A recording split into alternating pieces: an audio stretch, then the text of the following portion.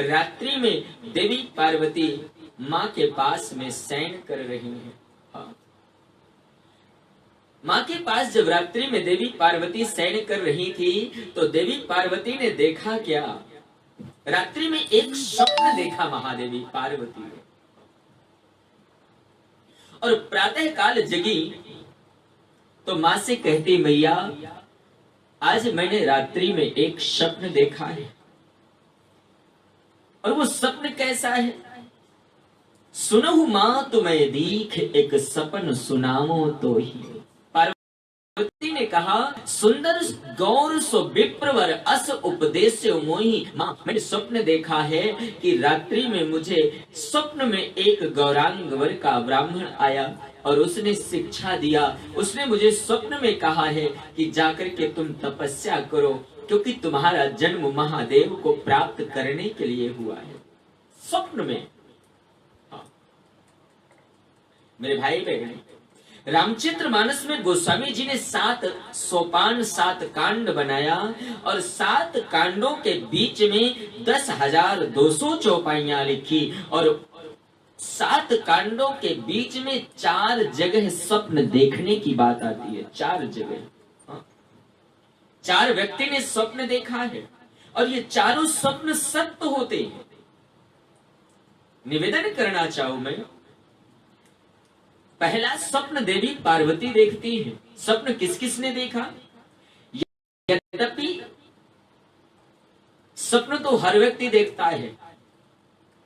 तुलसी ने कहा ना, हाँ, मोह निशा सब सो वनिहारा, देखे स्वप्न अनेक प्रकारा। मोह में पड़ा हुआ व्यक्ति हमेशा स्वप्न देखता रहता है, कभी कुछ। लेकिन मानस के 4 पात्रों ने स्वप्न देखा और ये चारों स्वप्न सत्य होते हैं। जिसमें पहला स्वप्न है पार्वती का, सुनहु मात मैं दीख एक सपन सुनाओ तोई।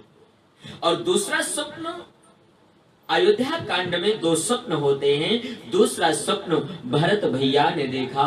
और भरत ने क्या देखा? जब ननिहाल में थे भरत जी, राम जी वनवास को चले जाते, पिताजी की जब मृत्यु हो जाती है तो भरत ने देखा है स्वप्न, अनरथ अवाधो आरंभ्यो जब ते, और कुछ गुण हो ही भरत कहूं तब ते। देखहि रात भयानक सपना, जाग करही मनो कोटि कल्पना। भरत ने स्वप्न देखा था।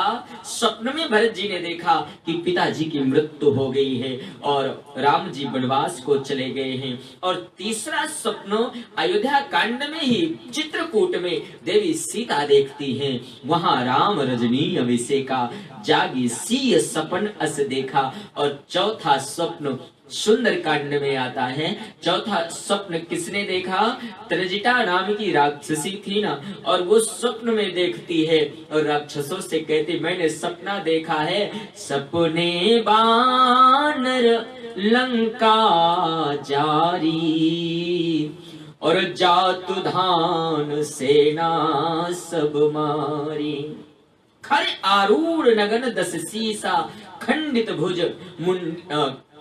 खंडित सिर मुंडित भुज बीसा। मानसकार कहते हैं, त्रजिटा ने कहा कि मैंने स्वप्न देखा है कि सारी लंका में एक बानर आया है। सपने बानर लंका जारी, लंका को जला करके चला गया। जातुधान सेना सब मारी। मुंडित खर आरूढ़ नगन 10 सीसा, मुंडित सिर खंडित भुज बीसा। 10 शीश दशरथ के मुंडित करा दिए गए, 20 दशरथ ग्रीव रावण के, और 20 भुजाएं कटी हुई हैं और दक्षिण दिशा की ओर वो जा रहा। स्वप्न में त्रजिटा कहती, मैंने ये देखा है, दशरथ ग्रीव रावण दक्षिण दिशा की ओर जा रहा है। और इतना ही नहीं, त्रजिटा ने यह भी कह दिया कि या सपना में कहूं पुकारी, हुई है सत्य गए दिन 4 दिन के बाद ये स्वप्न सत्य हो जाएगा। मैं निवेदन करना चाहूं, जिसका समर्पण परमात्मा के प्रति होगा, जिसका समर्पण ईश्वर के प्रति होगा, तो ईश्वर सबसे पहले अच्छा या बुरा जो भी होने वाला है ना, वो स्वप्न के माध्यम से अपने साधक को बताता है। हाँ, ऐसा मेरा अनुभव है मेरे भाई बहन। माता पार्वती यही कहती हैं कि माँ मैंने स्वप्न देखा है, और स्वप्न में ब्राह्मण कहता है कि तेरा जन्म शिव को पाने के लिए हुआ है, तुम जाकर के तप करो। मेरे गोस्वामी जी कहते हैं देवी पार्वती तपस्या के लिए प्रस्थान करती हैं, और जैसे ही माँ को पार्वती ने कहा मैं तपस्या के लिए जाऊं, माता पिता रोकते नहीं हैं। और मैं एक संदेश दूं, अगर हमारे गृहस्थ में, हमारे घर में कोई बालक या कोई भी व्यक्ति भजन तप यज्ञ करने का संकल्प करे और करना चाहे, तो कभी आप उसे रोको मत, क्योंकि ये परमात्मा की कृपा है ना, हमें प्रोत्साहन करना चाहिए, हमें उसे आगे बढ़ाना चाहिए।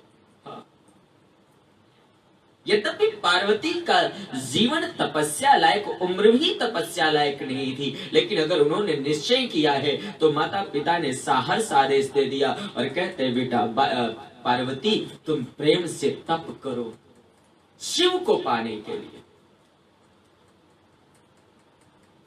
गोस्वामी जी कहते देवी पार्वती की दो दासियां थी, जय और विजया नाम की।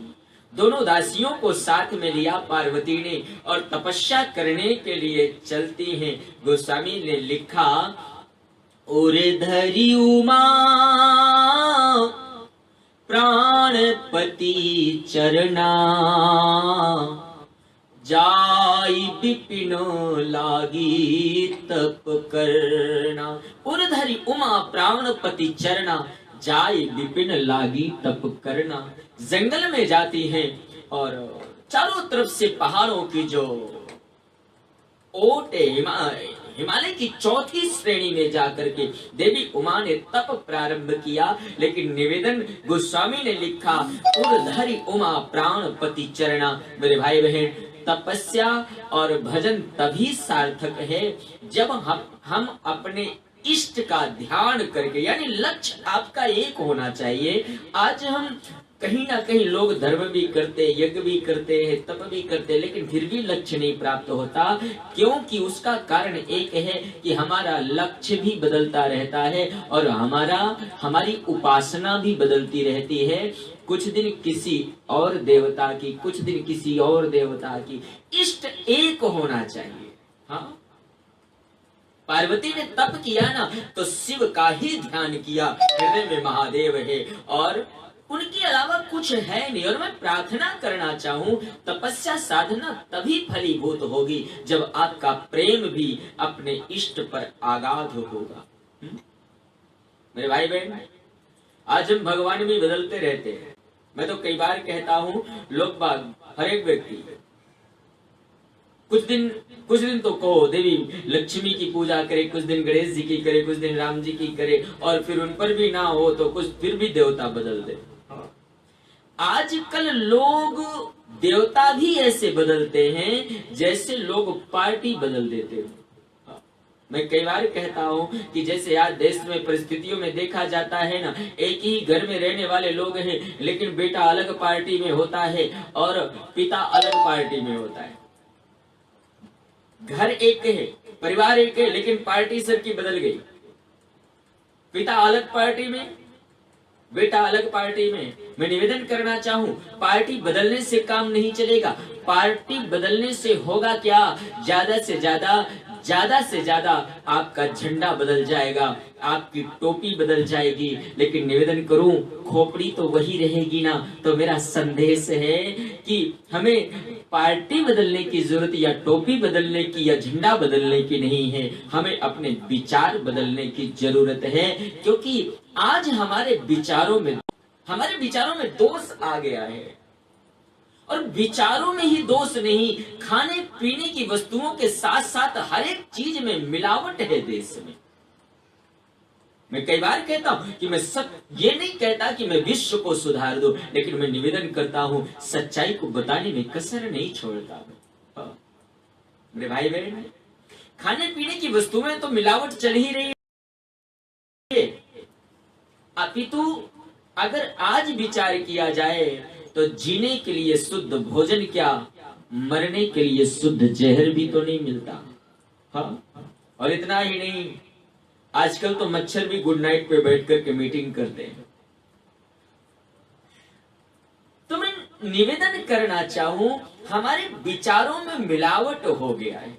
हाँ, हमारा लक्ष्य एक नहीं है, हम भटकते, कभी इसकी शरणागति कभी उसकी। और निवेदन करो इष्ट हमारा एक हो, उसी में सर्वस्व है, सब कुछ उसमें है। और जब किसी एक की उपासना प्रारंभ होती है ना, तो एक ना एक दिन वो फलीभूत हो जाती है। और मेरे गोस्वामी ने इसीलिए कहा कि देवी पार्वती जब तपस्या करने के लिए चलती हैं तो हृदय में महादेव का ध्यान किया है।